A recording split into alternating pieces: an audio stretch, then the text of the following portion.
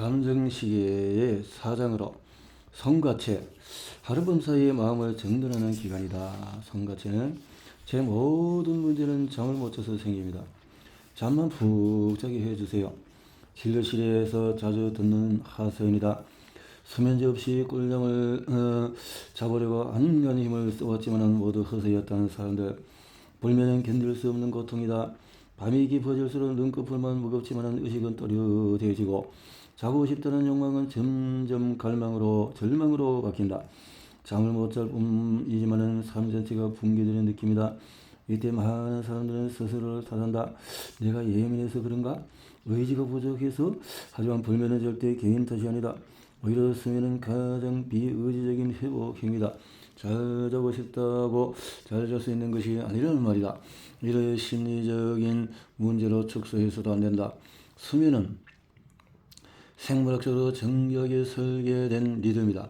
리듬이라는 것은 시스템이고 시스템은 감정과 깊이 얽혀 있다. 우리는 깨어있는 시간만을 살려고 부른다. 수면은 그 삶을 위한 준비, 말하자면 보도장치를 여겨진다. 하지만 실제로는 그 반대일 수가 있다. 수면의 여건은 체력 재충전에만 있지 않다. 수면은 그 자체로 생명유지 기능이다. 수면 중에는 성장 호르몬과 멜라토닌이 분비되고 면역세포가 활성화되며 글림파틱 시스템을 통해서 뇌 속의 노폐물이 제거된다. 기억은 정리되고 감정은 가라앉고 뇌는 불필요한 정보를 비우는 작업을 수행한다. 이 모든 작동은 깨어있는 상태에서는 불가능하다. 수면은 육체와 정신이 동시에 복원되는 유일한 시간이다. 어떤 이는 각성보다도 수면을 더 본질적인 생존 조건이라고 말한다. 실제로 과도한 수면으로 사망하는 경우는 거의 없지 않아. 수면 박탈은 우울과 자살을 유발하며 심하면은 생명 자체를 위협한다. 치사성 불면증은 죽을 때까지 잠들 수 없는 병이다. 발병 시에 1년 이내에 사망한다. 수면 부족이라는 절망의 끝은 존재 자체의 붕괴이다. 그런데 이 중요한 수면을 언제부터 포기해도 되는 것으로 취급해 왔을까? 문명의 방향은 지금껏 분명히 더 오래 깨어있고 더 많이 보고 더 빠르게 반응하는 쪽으로 발전했다. 빛은 숭배되고 어둠은 몰아내야 할 장애물로 전락했다. 수면은 비생산적인 행위로 여겨지고 숙면은 게으름의 상징처럼 취급되기도 했다. 하지만 감정은 언제나 어둠 쪽에 가까운 감각이다. 수면이 무너지면 감정의 균형도 깨어진다. 이 둘은 서로 떠받치는 관계다. 그리고 바로 이 교차로에 빛의 문제가 발생한다. 빛은 생체의 시기를 조율하는 가장 강력한 환경 신호다. 우리가 언제 자고 언제 깨고 언제 기분이 좋아지거나 가라앉는지는 빛의 패턴에 따라서 바뀐다. 이 생체의 시기를 담당하는 기관이 성가체이다. 성가체는 내 안쪽 두 눈 사이 깊은 곳에 위치한 작은 솔방울 모양의 기관이다. 이 기관은 정신과 육체가 만나는 곳이라고 불릴 만큼 감각의 경계에 존재한다. 성가체는 낮과 밤 외부 자극과 내면 감정 사이에서 우리의 리듬을 조율한다. 그런데 오늘 우리는 이 성가체의 감각을 거의 잃어버렸다. 밤이 사라진 도시, 푸른 빛이 넘실대는 스크린, 감정을 묻어버리는 스케줄, 빛에 사로잡힌 우리는 이제 제대로 된 어두움 속에서 쉬지 못하는 존재가 되었다. 이제 다시 묻자. 우리는 감정을 조율할 수 있는 존재인가? 수면은 그 질문에 대한 신체의 대답이다. 그리고 성가체는 감정의 리듬을 설계하는 생명 안의 시계공이다. 불면은 기침과 같다. 잠을 자는 동안에 우리 몸과 뇌가 과연 쉰다고 말할 수 있을까? 겉보기에 고요하지만 실제로는 결코 그렇지 않다. 심장이 멈추지 않듯이 뇌 역시 쉬지 않고 작동한다. 수면과 각성은 단절된 상태가 아니라 하나의 순환 속에 있는 상호 보완적인 과정이다. 마치 동전의 양면처럼 둘 중에 하나라도 빠지면 삶의 리듬은 붕괴된다. 이 전환을 조율하는 것이 바로 자율신경계, 면역계, 호르몬 시스템이다. 이 세 가지는 몸과 마음을 연결하는 다리이자 낮과 밤을 이어주는 생체의 관문이다. 이 순환의 리듬 중심에는 생체의 시계가 있다. 바로 성가체와 시상하부다. 성가체는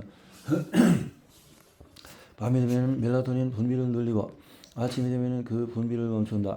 이 단순한 리듬이 수면과 각성의 스위치를 켜고 끄는 역할을 한다.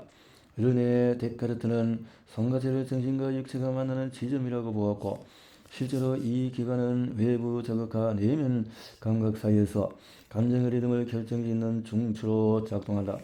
보다 구체적인 조율은 시상하부에서 일어난다. 시상하부는 두 눈에서 들어오는 빛 정보를 감지해서 좌우 시신경이 교차하는 지점 근처에 시교차 상핵을 통해서 수면과 각성 리듬을 정밀하게 조절한다. 이 핵은 시교차상 핵, 외부 환경의 빛과 어둠을 감지하고 뇌파의 변화를 유도하며 호르몬을 조율한다. 낮과 밤의 경계를 인식하는 것은 눈이지만 실제로 그 신호를 해석하고 생체 리듬을 설정하는 것은 이 작은 뇌의 장치들이다. 낮과 밤은 물리적인 개념이 아니라 생리적인 감각이다. 우리가 언제 깨고 있고 언제 잠드는지는 시계가 아니라 시상하부와 송가체가 결정한다. 빛을 감지하고 어둠에 반응하며 감정의 리듬을 조율하는 이 작고 정교한 시스템이 무너질 때 우리는 감정과 생명의 리듬을 잃는다. 수면은 그 자체로 균일하지 않다. 크게는 렘 수면과 비렘 수면으로 나뉘고 이 둘은 하룻밤 동안에 90에서 120분 주기로 번갈아 반복된다. 평균 5회 정도 반복되는 이 선한 구조 안에서 우리의 뇌와 몸은 서로 다른 방식으로 회복을 수행한다. 렘 수면은 빠른 안구 운동이 특징이다. 노동자가 초당 수십 회씩 움직이고 뇌파는 깨어있을 때처럼 활발하다. 하지만 몸은 정지해 있다. 대부분의 근육은 마치 잠시 마비 상태에 빠지는데 이는 꿈속의 움직임이 실제로 행동으로 이어지는 것을 막기 위한 안전장치이다. 이 기제가 고장이 나면 문제는 심각해진다. 꿈에 반응해서 몸이 실제로 움직이는 렘 수면 행동 장애는 자신은 물론 함께 자는 이에게 상의를 입힐 수가 있다. 최근에는 이 증상이 파킨슨병이나 알츠하이머 병 등 퇴행성 뇌질환의 초기 신호로 나타날 수 있다는 연구도 있다. 또 다른 렘 수면 현상인 수면마비, 가위 눌림도 마찬가지다. 의식은 깨어있지만 근육마비가 아직 풀리지 않은 상태에서 몸이 움직이지 않고 말도 나오지 않은 이 강한 공포를 느낄 수밖에 없다. 반면에 비렘 수면은 뇌와 몸이 보다 깊은 안정 상태에 들어가는 구간이다. 특히 3단계와 4단계에서는 심박수와 호흡이 현저히 느려지고 뇌파 역시 가장 느린 주기로 전환되며 신체는 회복 모드로 들어간다. 꿀잠은 바로 비렘 수면의 깊이에 좌우된다. 수면 초반부에 집중적으로 나타나는 이 단계는 감정적인 회복과 면역력 회복의 기반이 되기도 한다. 수면에서 또 하나 주목해야 할 요소는 꿈이다. 대부분의 꿈은 렘 수면 중에 발생한다. 실제로 이 상태에서 누군가를 깨우면 방금 전까지의 꿈을 또렷하게 기억하고 있는 경우가 많다. 꿈을 꾸지 않는다고 말하는 사람도 있지만 기억하지 못할 뿐이다. 우리는 하룻밤 동안에 평균 20개의 안팎의 꿈을 꾼다. 오랫동안 꿈은 무의식의 메시지를 해석하는 도구로 여겨져 왔다. 정신분석은 꿈을 욕망의 변형된 표정으로 읽어냈고 꿈은 내면의 창이었다. 하지만 최근에는 뇌과학의 관점에서 꿈을 해석하는 방식이 주류가 되고 있다. 활성화 합성 가설이 대표적이다. 뇌가 수면 중에서 무작위로 발생한 신호들을 조합해서 이야기를 구성한다는 이론이다. 꿈이 감정 기억의 정리와 망각을 위한 뇌의 작업이라는 DNA 구조를 밝혀내서 노벨상을 수상한 프랜시스 크릭은 우리가 망각하기 위해서 꿈을 꾼다라고 말한 바 있다. 실제로 렘 수면 동안에 긍정적인 감정은 강화되고 부정적인 감정은 약화된다는 연구들이 그의 주장을 뒷받침한다. 말하자면 꿈은 감정의 편집실이다. 낮 동안 축적된 감정의 파편들을 재배열하고 정리하고 새로이 편집해서 다음 날을 살아갈 정서적인 여백을 마련해주는 작업이다. 내일의 태양이 뜬다는 표현은 수면 중에 일어나는 감정 정화 작용을 체감한 인간의 직관을 반영한 것일지도 모른다. 이러한 회복이 제대로 이루어지지 않을 때 우리는 그 유명한 불면증이라는 질환과 마주하게 된다. 불면은 단지 잠에 들지 못하는 상태만을 의미하지 않는다. 잠이 들어도 자주 깨거나 너무 일찍 깨어서 다시 잠들지 못하거나 충분히 잤음에도 개운하지 않은 상태 모두가 불면이다. 기간이 한 달 미만이면 일시적인 불면, 그 이상이면 만성 불면으로 분류된다. 전 인구의 30% 이상이 일시적인 불면을 경험하고 약 10%는 만성적인 불면에 시달린다. 누구나 겪을 수 있지만 누구에게나 고통스럽다. 우리는 인과를 반대로 인식하곤 한다. 잠을 못 자니까 예민해졌다고 하지만 사실은 예민하고 불안하기 때문에 잠들 수 없는 상태인 경우가 많다. 실제로 우울증 환자의 90%는 불면 증상을 경험한다. 우울이 깊어지는 렘수면과 비렘수면의 주기 자체가 무너지고 꿈의 내용조차 뒤틀리기 시작한다. 수면과 감정은 단절된 기능이 아니다. 한 시스템의 양 끝이다. 한쪽이 무너지면 다른 쪽도 함께 붕괴한다. 숙면을 돕는 생활 습관들이 우울증이나 불안장애 같은 정서 장애에도 보조요법으로 쓰인다.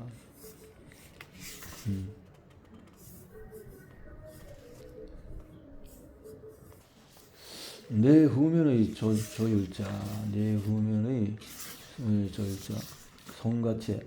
송가체는 수면을 유도하면서 동시에 감정의 이면을 조율하는 기관이기도 하다. 송가체는 내면의 계절을 정하는 기관이기도 하다. 내면. 아무리 자도 컨디션이 회복되지 않는다면 감정시계를 작동시키는 태엽으로서 송가체는 정교한 리듬 장치이다. 이 작은 샘은 매일 밤 일정한 시간에 멜라토닌이라는 호르몬을 분비해서 또 이제 자도 된다는 신호를 보낸다. 그런데 이 리듬은 외부 세계의 단 하나의 요소, 빛에 절대적으로 의존한다. 낮에 얼마나 자연광을 찍었는지, 밤에 얼마나 인공광을 차단했는지에 따라서 송가체의 작동은 민감하게 요동친다. 송가체를 감정시계의 태엽으로 잘 보존하고 관리하려면 의외로 간단한 실천들이 필요하다. 첫째는 아침 시간대 햇빛과 조우한다는 것. 둘째는 잠들기 2시간 전부터 조명을 최소화하고 화면을 줄이는 것이고, 셋째는 음식을 통한 관리다. 멜라토닌은 세로토닌에서 유래하는데 전구체는 트립토판이라는 아미노산이다. 트립토판은 칠면조, 바나나, 호두, 우유 등에 풍부하게 들어있다. 물론 트립토판이 멜라토닌으로 전환되기 위해서는 연어나 감자 등에 함유된 비타민 B6가 필요하다. 트립토판이 멜라토닌으로 전환되기 위해서는 송가체는 빛이라는 시간 신호가 더불어서 먹는 방식과 구성에 따라서 조절도 가능하다. 비타민 B6가 연어나 감자에 많은가 봐요. 흥미로운 사실은 체온 변화도 송가체와 연결된다는 점이다. 해가 지고 체온이 떨어지기 시작할 때 송가체는 이를 밤의 시작으로 인식하고 멜라토닌을 분비하게 된다는 거죠. 그래서 수면의 온도를 잘 맞춰야 될 것이다. 라고 하는 거죠. 하루에 단 한 번이라도 추위로 인해서 정신이 번쩍 들었던 순간이 있다면, 배고팠던 것이 있다면, 이런 것 감각, 우리 몸의 에너지 공장인 미토콘드리아는 이런 자극에 민감하게 반응한다. 라는 거죠.